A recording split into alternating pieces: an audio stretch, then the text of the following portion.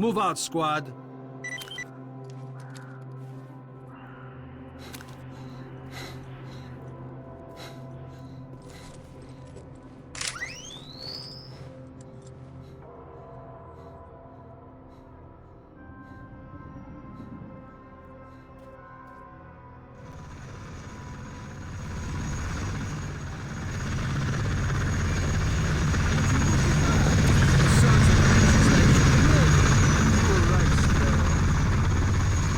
Zombies!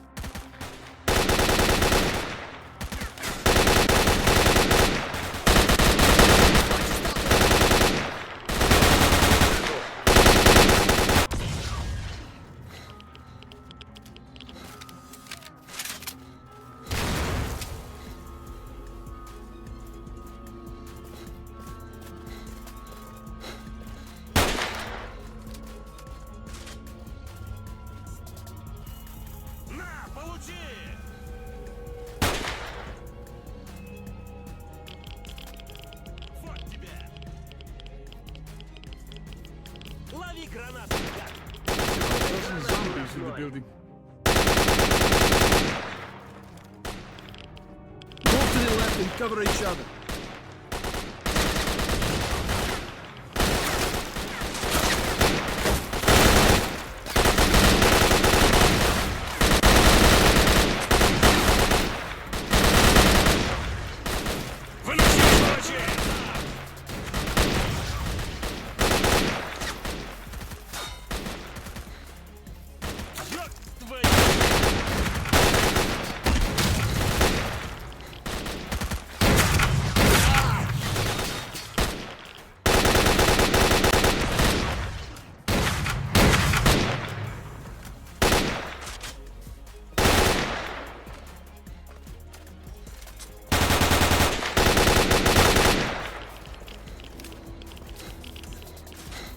Every zombie in Pripyat is going to know we're coming. We've got to move fast. Run!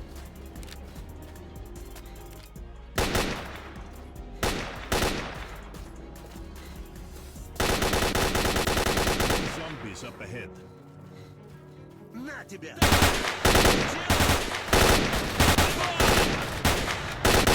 Зброю на землю!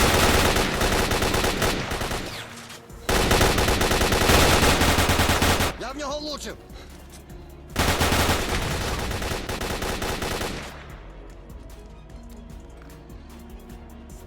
А не руш!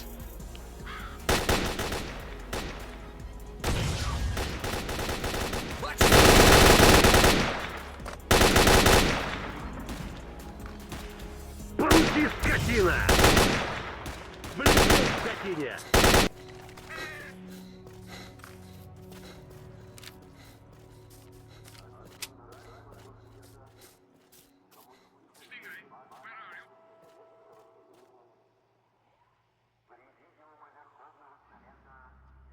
Красы!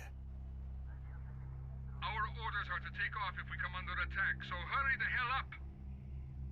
Roger that. We'll be there soon. Stay alert and follow orders. We're real close to the evacuation point. Let's move!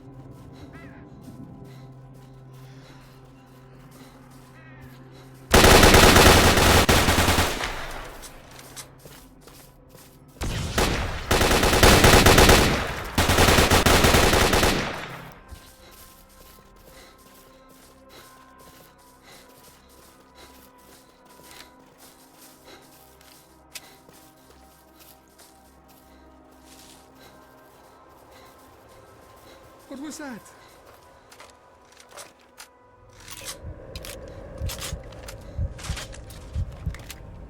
Don't stop. Keep moving. It's here. Run.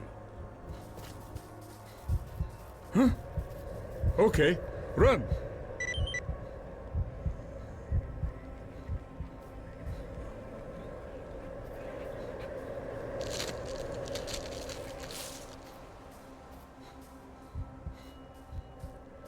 Get ready, men.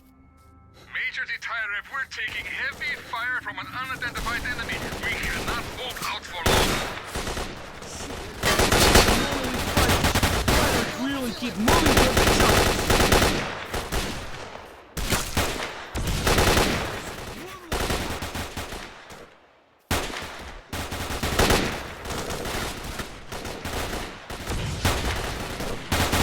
Choppers, go! Go!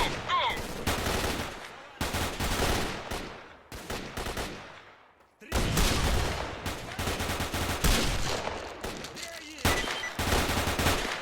Слушал мой подарок.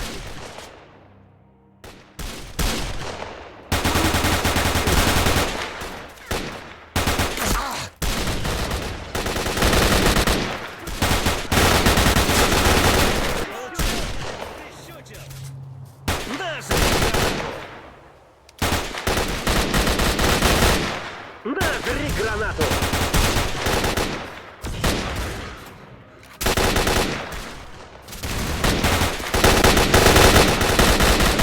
Внимание!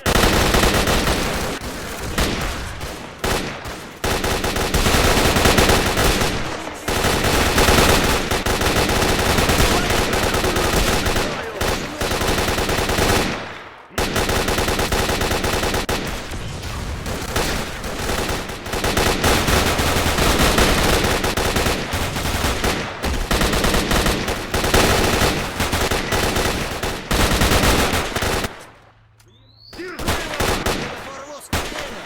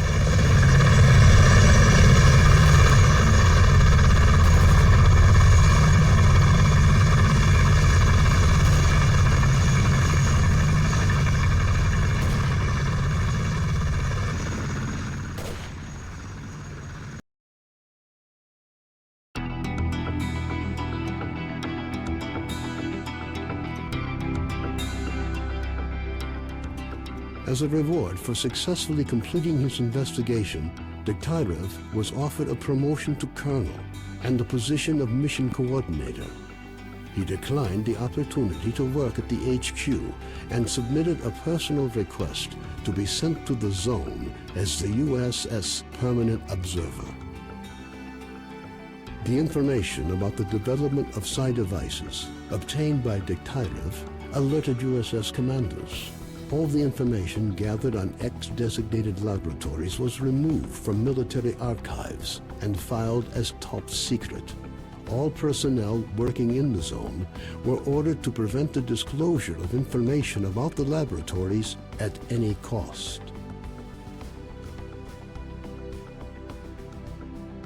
Several experimental samples were made on the basis of technical documents for Item 62. Following a set of test trials, it was decided not to go ahead with large-scale deployment of the weapon due to the high cost of ammunition. Nonetheless, it would be reasonable to assume that further development of the Gauss rifle is ongoing.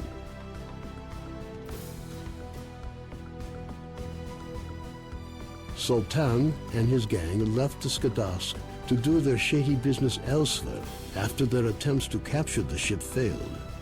The ensuing feeling of relative safety among stalkers led to a massive increase in the number of artifacts sold to Beard, causing his business to boom, while the formerly quiet S.T.A.L.K.E.R became as popular as the famous 100 Rods bar, despite being almost in the center of the zone.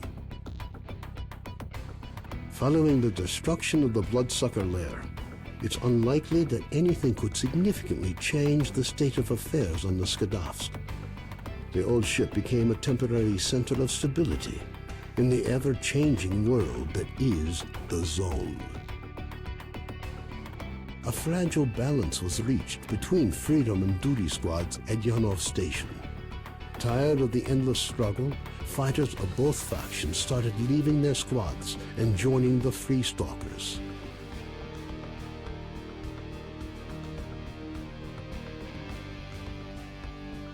The scientific expedition, organized by Professors Herman and Ozersky, was a success. The data they collected facilitated the development of groundbreaking medicine and technology, which prompted the Ministry of Education to allocate additional funding for researching the zone.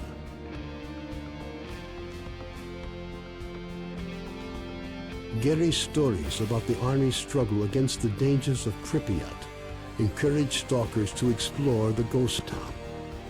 Despite the constant monolith attacks, stalkers managed to secure the former army camp, which they used as a base to launch raids deep into the city, making slow but steady progress. The legend of the Oasis stopped being a legend. The identity of those who managed to find the way to the secret anomaly became an increasingly regular topic of conversation among stalkers. Despite this, the number of adventurers trying to find it remained high, something the bandits were quick to take advantage of, with constant offers to lead stalkers to the Oasis, which usually ended in muggings at a safe distance from stalker camps. Organized mercenary squads continue to be active in the zone. Their interest in the secret laboratories is becoming increasingly difficult for USS operatives to ignore. Attempts to establish the identity of the client who hired the mercenaries proved unsuccessful. The area around Yanov Station continues to attract growing numbers of stalkers. The lack of dangerous mutants and abundance of anomalous areas have led to the area being referred to as a treasure trove, with increasing regularity. Zulu returned to duty's main base at the Rostock plant. Nobody knows what he discussed with the leader of duty, General Voronin, but several days later he was spotted at the head of a large squad on its way to the center of the zone. Vano headed off to the freedom-controlled military warehouses, where his cheerful personality and optimism quickly earned him the popularity they merited. Ultimately, he took charge of a small group of researchers involved in investigating anomalous areas. A new group appeared in the zone. They are well trained, but their objectives are not known. Rumors say they used to be monolith fighters.